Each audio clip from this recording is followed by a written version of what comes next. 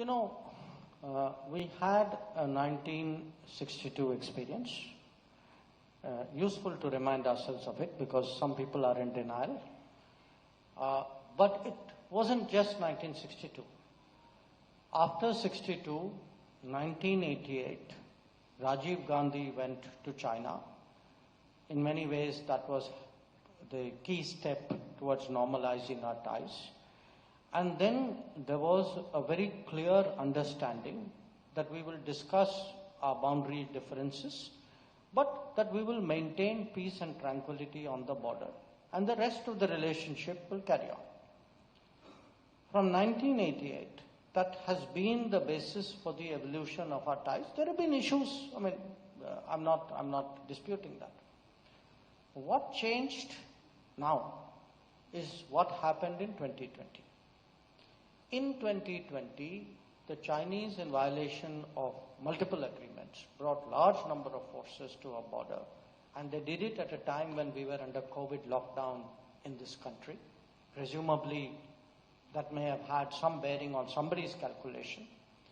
Now, we responded by counter-deploying our forces, and then all of you are familiar with the story. We had the clash in Galwan, and for 4 years now, we are both deployed ahead of our normal base positions, normal patrolling zones out there. So it's a very abnormal deployment today along the line of actual control.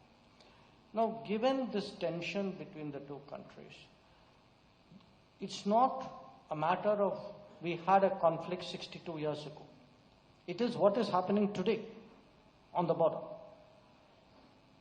As Indian citizens, none of us can or should disregard actually the security of our country, the state of our borders.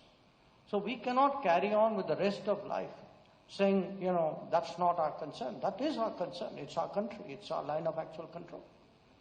So it is today a challenge. Now there is an economic challenge, and that economic challenge was exactly what I spoke about. Our neglect of manufacturing and infrastructure in previous years. That why is today Indian business buying so much from China? I mean, partly you can say, their manufacturing scale, their infrastructure efficiencies, there's the nature, the subsidies that they give, the nature of their economy, that gives them an advantage. But I urge you all to think about it. Is it really good for the future of the country? Is it good for your own business to be dependent on some other source, which could leverage it at some point of time for some non-business related reason? So there is today a big economic security debate underway in the world, not just in India. It's happening in Europe, it's happening in the United States. That countries feel today that many core businesses must stay within the country. That supply chain should be shorter. If you don't make everything, at least supply chain should be reliable. It should be, this concept of what is called friendshoring. At least it should be with some country which will not mix business and politics. Someone with whom you don't have a boundary dispute.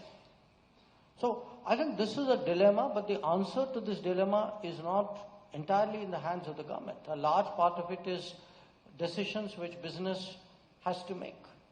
And what the government would do is we will definitely in different sectors, because you can't do everything at one time.